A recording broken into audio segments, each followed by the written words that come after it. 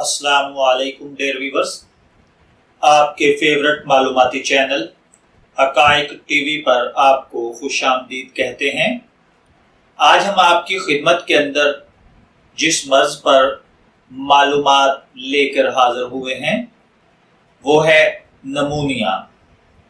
हमारी तहकीक के मुताबिक नमूनिया फेफड़ों और नीचे की सांस की नाली में इन्फेक्शन की वजह से होता है। नमूनिया की निशानियां और इलामात के बारे में हम आपको कंप्लीटली गाइड करेंगे और अगर बच्चे को नमूनिया हो जाए तो उसकी देखभाल कैसे करेंगे, ये सब चीजें आज हम आपसे शेयर करेंगे। सबसे पहले मैं आपको बताता चलूं कि नमूनिया है क्या। देखिए, नमूनिया या निज़ामे तनफ़्फ़ुस के ज़ेली रास्ते में इन्फेक्शन को कहते हैं। इस इस्तिलाह को फेफड़ों के अंदर इन्फेक्शन की वजाहत के लिए यूज किया जाता है। नमूनिया के ज्यादातर केस वायरस के सबब होते हैं और ये नज़ला और जुकाम की इलामात के बाद में जाहिर हो सकते हैं। बैक्टीरिया के सबब नमूनिया के केसों की तादाद कम होती है। अब अगर हम बात करें कि नमूनिया की इलामात क्या हैं, ऐसे साइंस क्या हैं जिससे आपको पता चलेगा कि आपके बच्चे को या आपके घर के किसी फर्द को नमूनिया है। उसमें सबसे पहले बच्चों में नमूनिया की जो इलामात हैं वो डिफरेंट हो सकती हैं, जैसा कि नज़ला जुकाम या निज़ामे तनफ़्फ़ुस के बालाई रास्ते की इलामात से मुमासलत भी रखती हैं। नमूनिया की आम निशानियां और जो आम इलामात हैं वो मैं अर्ज कर दूं। सबसे पहले नंबर पर है तेज बुखार का होना, नंबर 2 खांसी का होना, नंबर 3 सांस का जो निज़ामे तनफ़्फ़ुस है इसका तेजी के साथ चलना और सांस लेने के अंदर कुछ तकलीफ होना, सीने में आवाज का पैदा हो जाना। और इसी तरीके से अगर गौर किया जाए तो चेस्ट के अंदर चटकने की सी आवाजें आती हैं, जैसे ये खड़खड़ा रहा हो या चटक चुका हो। और उसके बाद भूख का ना लगना, खांसी या बलगम को निगलने की वजह से कै का हो जाना, आमतौर पर थकन से चूर और जहनी, जिस्मानी और जज्बाती तौर पर परेशानी का महसूस करना, मैदे में पेट के अंदर दर्द का महसूस होना, यानी ऐसा लगना जैसे इसे स्टोमिक प्रॉब्लम हो गई है। अब जब आप अपने पेशेंट को लेकर डॉक्टर के पास जाते हैं तो वो इसके लिए आपको क्या क्या चीजें कर सकता है या क्या मेडिसिन तशखीस कर सकता है। अगर आपके डॉक्टर को नमूनिया का शुबा होता है तो मुमकिन है कि आपके सीने का वो एक्सरे करवाए, और ऐसा भी हो सकता है कि आपका डॉक्टर कुछ खून के टेस्ट भी करवाए।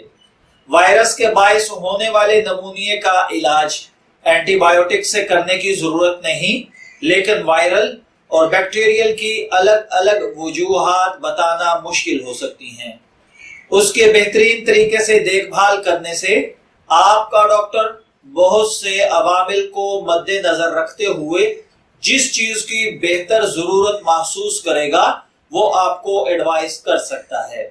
उसके अंदर डिफरेंट किस्म के टेस्ट, एक्सरे, चेस्ट का एक्सरे और इसी तरीके से ब्लड टेस्ट भी डॉक्टर लिख कर दे सकता है, जिनको करवाना जरूरी होता है। और उसके बाद ज्यादातर लोगों की निगहदाश्त जो है वो घर पर की जा सकती है। जो लोग ज्यादा बीमार हैं और मुमकिन है कि उनको हॉस्पिटल में एडमिट करने की जरूरत पेश आए, इस बात का भी इम्कान है कि उनको ऑक्सीजन या दूसरी मेडिसिन देने की जरूरत पेश आए। ऐसा भी हो सकता है कि इब्तदा में पेशेंट की रग में एंटीबायोटिक्स दी जाएं और गालिबन बाद में मुंह के जरिए से जैसे जैसे तबीयत बेहतर होती जाती है मेडिसिन चेंज की जाती रहती हैं। अगर आप पेशेंट को अपने घर के अंदर उसकी निगहदाश्त करना चाहते हैं तो उसके लिए सबसे पहली बात तो अपने जहन के अंदर ये रखिए کہ تمام اینٹی بایوٹکس کو مکمل طور پر آپ ختم کر دیں۔ اگر آپ کے بچے کو اینٹی بایوٹک کا نسخہ تجویز کر دیا گیا ہے تو اس کو ساری دوائیں تجویز کردہ نسخے کے حساب سے ضرور لینی چاہیے۔ اپنے بچے کو اینٹی بایوٹک کے علاج کا پورا کورس لازماً مکمل کروانا چاہیے۔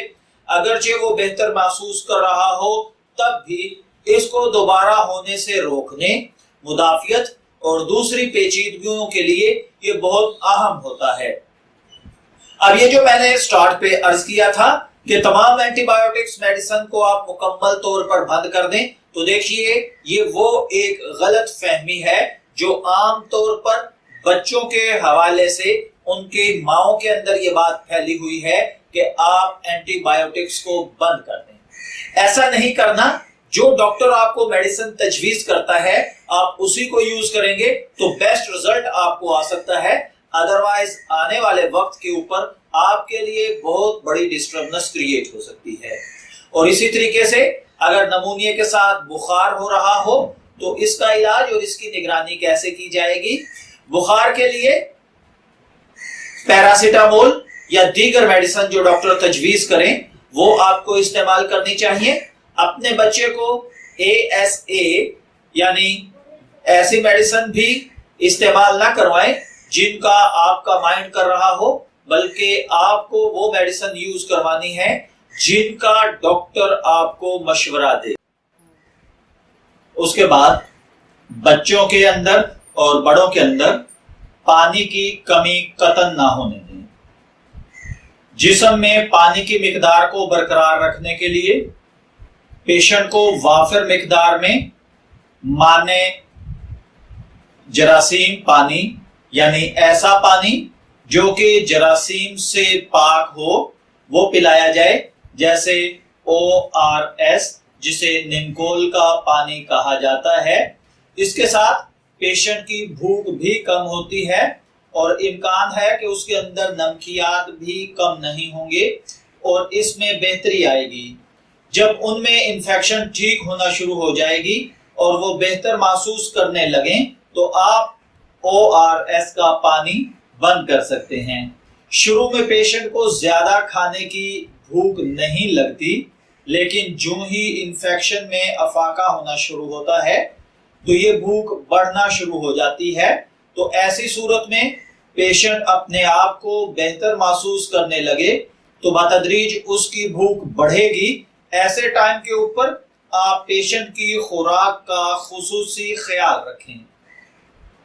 اس کے بعد نمونیا کے پیشنٹ کو جس چیز سے بچانا بہت ضروری ہے وہ ہے کہ گرد و غبار اور دھوئیں والی جگہ سے پرہیز کریں۔ ایسی جگہ پر پیشنٹ کو لٹانے سے، بٹھانے سے اور اس کے کھانے پینے کے انتظام سے مکمل طور پر آپ لوگ اجتناب کریں تاکہ بچے کو یا اس پیشنٹ کو جو یہ انفیکشن ہو چکی ہوئی ہے یہ دوبارہ بار بار نہ ہو۔ اس کے بعد اگر آپ یہ دیکھیں کہ اسے کھانسی ہونا شروع ہو گئی ہے یا اس کا امکان ہے کہ آپ کا پیشنٹ صحیح طور پر ابھی تک سانس لینا اس نے شروع نہیں کیا یا اس کی کھانسی جو ہے وہ ابھی تک اس کے سانس کے ساتھ ڈسٹربنس پیدا کر رہی ہے تو اس کے لیے بھی آپ احتیاط اور اس کی میڈیسن استعمال کرواتے رہیے، اور جب تک اس کی کھانسی اور اس کا سینہ دونوں چیزیں مکمل طور پر صحیح نہیں ہو جاتی تب تک ان تمام پرہیز کو آپ اس پیشنٹ کے لیے ضروری سمجھیں۔ اس کے بعد آپ کو کیسے پتا چلے گا کہ پیشنٹ کی جو ہیلتھ ہے وہ کریٹیکل حالت کے اندر ہے؟ اس کے لیے فوراً آپ میڈیکل کی ہیلپ جو ہے وہ حاصل کریں۔ تو اس کے لیے یہ چند چیزیں آپ یاد رکھیے کہ جو ہی آپ اپنے پیشنٹ کے اندر نمونیا کے آثار یا طبیعت خرابی کے اثرات دیکھیں تو سب سے پہلے نمبر پر آپ کو فوری طور پر اپنے ڈاکٹر سے رجوع کرنا چاہیے۔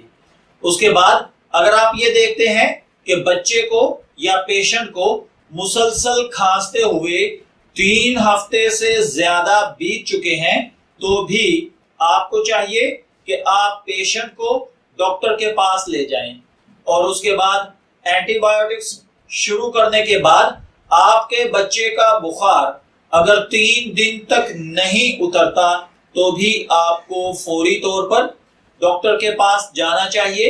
اور اس سے اگلے نمبر پر اگر آپ پیشنٹ کو دیکھیں کہ وہ سانس لینے میں دشواری محسوس کرے اور اس کی حد زیادہ ہوتی جا رہی ہو، سانس لینے میں اسے تکلیف ہو رہی ہو، یا بہت زیادہ وہ زرد پڑنے لگے، اس کا سکن کلر، فیس اگر زرد ہونے لگے تو بھی آپ فوراً ڈاکٹر سے رجوع کریں.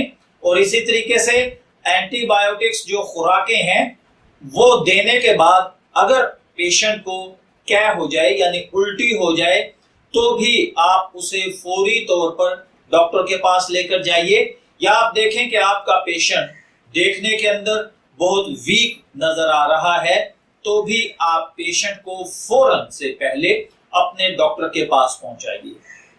اس کے علاوہ جو مزید چیزیں دیکھنے کی ہیں وہ ہیں کہ نمونیا پھیپھڑوں کی ایک انفیکشن ہے، وائرس ہے، کبھی کبھار بیکٹیریا بھی اس کا سبب بن جاتا ہے.